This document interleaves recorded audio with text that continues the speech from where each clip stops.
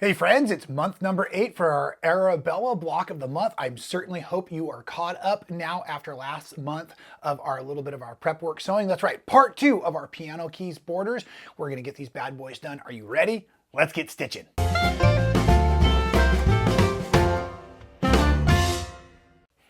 And welcome back to part 2. The ... to be continued returns.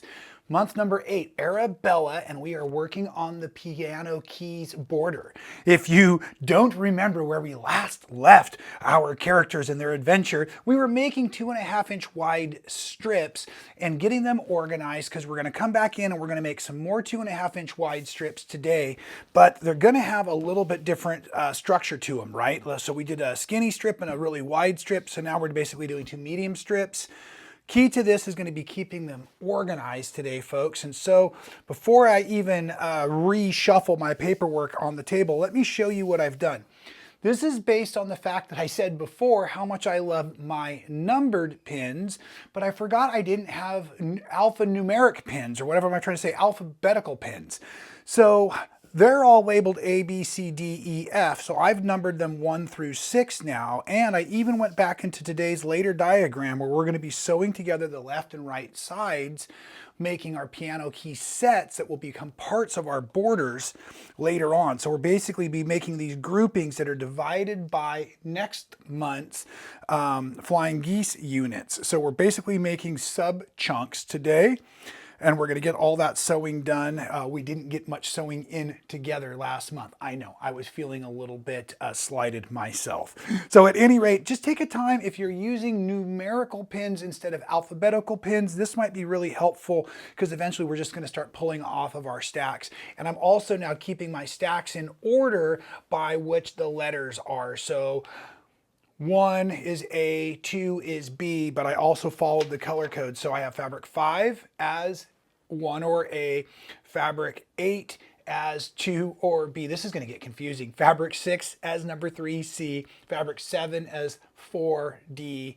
Then we'll be at 9 and 10 are the fabrics we're combining today with our fabric up in our top row. Now, let's get to that. It's like I said, just like last month, they're only using 2 different fabric choices with our fabric 3, so you're handling 3 fabrics this month.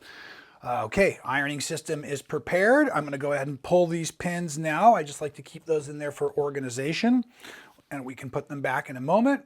We're going to flip these over and go right sides together. 1/4 inch seam allowance calibrated for accuracy. And I'm just going to let the machine do the work. Some of this longer sewing we have a tendency to push or pull, but I just like to let the fabric just kind of get nicely moved by the feed system of the sewing machine. You know, we invest in these wonderful sewing machines. We might as well let them work for us, right? And again, just go ahead and making sure those last few inches of your seam are as accurate as your first few inches. That was one of the things I promised I would try to do more of, is slowing down and doing more with accuracy this block of the month program. Now for these, I'm going to again press up into my skinnier part of my fabric like we did last month. Real simple, real easy. So I'm just going to place my iron here to set that threads and then kick it over. And we are going to also be cutting 8 2.5-inch wide strip sets from each of these strip set units using our same trick. But you might just be joining us for our first time. Maybe you just stumbled across the video. I think I forgot to invite you to subscribe, smash the like button, do all those kinds of wonderful things if you're here. A lot of our videos are focused on block of the month, but a lot of them are also technique builders, skill builders, fun standalone projects kinds of things. We have this quilt available. You know what I'm saying? Okay, so right now I'm lining up my big line on my seam I just created, and we're going to trim off this edge. We can't trust that that edge is perfect. So I'm trimming that off, setting it aside. Now we're going to come and we're going to find 2.5 inches. I'm using a dotted line because I like to. I feel like it makes it easier to see. And we're going to slice through, and again, each one of these strip sets, that's what this is all referred to, is going to yield 8 of these strips, and as we go through, if we start to find that because the seam is kind of in the middle, our fabric is bowing or bending and getting wonky, you could always do a retrim or a recalibration out on this outer side, making sure that all of our patchwork looks nice and accurate here. I didn't find that was as necessary with last month, but with this month I actually, you're making 3 groupings of each, and so one of them I did. I had to retrim this first edge as we went. Okay, so I'm going to finish this up and I'm going to come back with it organized, and we're going to start building out our strip set. Okay folks, and you can see that after I've cut 8 2.5-inch strips from each grouping, I still have a little bit of leftovers there. So I'm going to also set that aside, and let's get ready to move on. Okay, now as I was stating earlier, I want to organize all of these now into their letter or number groupings, so we can just follow the diagram to build the right sides and the left sides as we go. I'm pulling out the fabric number pins because those were just so I could communicate better. And now I'm going to rely on this top pin as we need. When I come down in here into my diagram section, the top is labeled left side, and then the next one down is right side. And as just a reference, you can see here they mirror each other, mirroring off of next month's flying geese. So with that being said, we're just going to go ahead and build. We're making 4 sections of each grouping. So what I'm going to do is I'm going to read across here, and I see I need a number 3. Saving the one that's got the pin in it so I know, right? So 3, then 5,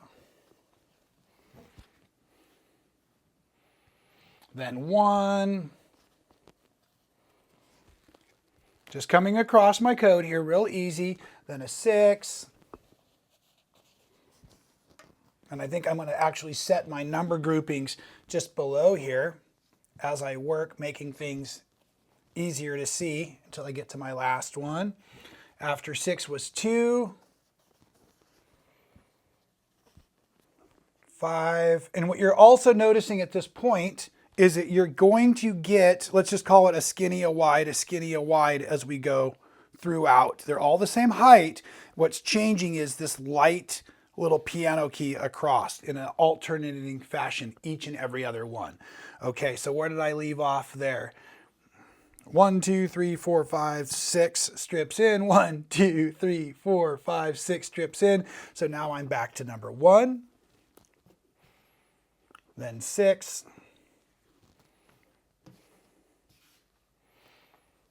then my 3,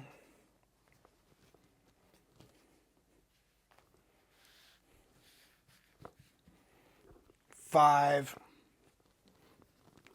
4, and 6. Okay, so that's our rotation. Now my next trick whenever I'm doing something like this so that I can just work right off the table in front of me is I'm going to start over here on my left hand side, and I'm going to join the number 2 on top of number 1, and then I'm going to bring it over here, and I should just say the first unit with the second unit. I know we had different numbers going. I probably made that confusing, and I apologize. Now as I sew through here, I'm doing everything to keep the top and the bottom nice and accurate, lined up, finishing out tough there. And now what we're going to do is as we go to the ironing surface, I'm going to press away from the piece I was just looking at.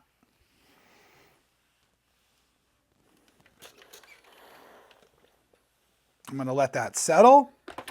Then I'm going to grab the next piece right while I'm here, and I'm just going to marry it on or add it on so I know right where I'm going, and I'm just going to work across the table. Folks, if you're at all like me, you'll find that once you get one of these made for each your left and or your right sides, it will probably be easier to look at your fabric grouping that you've already stitched together than it will be to look at your number grouping. Now I'm sewing this right now with all the piles on the table, but I strongly recommend you make all 8 clusters first to ensure that you haven't accidentally misread the diagram and used 2 strips somewhere where you should have only used 1. if you know what I'm getting at. Okay, so now again, the part I was looking at into the part I was sewing on top of, adding on my next strip as I go. Very convenient, especially sewing here in this nice comfortable space, but it's not a very large space. And I know a lot of you at home don't have the largest of spaces either, and this can be very helpful.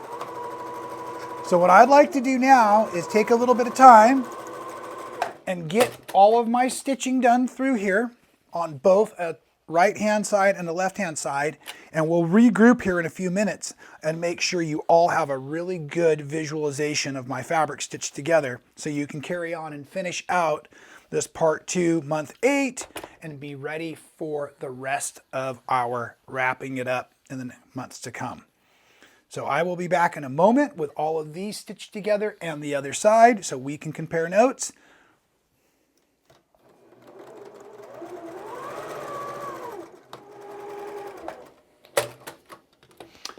And after I finished that first strip set row, I did take the time to organize everything I needed to ensure that I have all of the strips and all the parts just exactly as we needed for the opposite direction piano keys.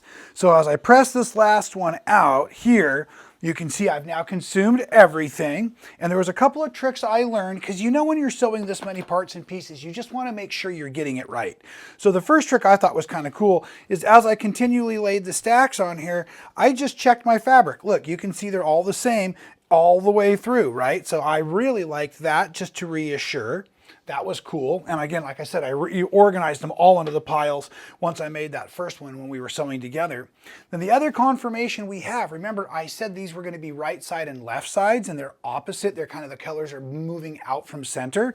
So if you take them now and you rotate them, you should find that all of these bases touch exact, and that should give awesome confirmation that you have all of the parts necessary for these piano keys. Now, as a reminder, next month, we're gonna come back together and we're gonna build all of these flying geese units, and these are gonna go between the piano keys, and this is why we needed 8. There's 2 per sides, 4 sides on this, well, 4 sides on mini quilts.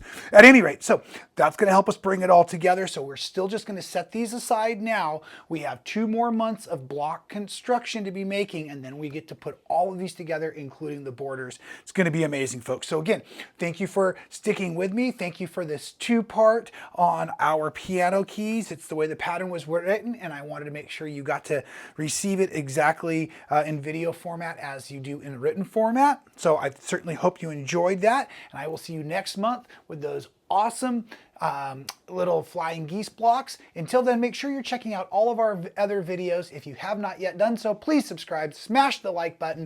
And until I see you next time, please stay well.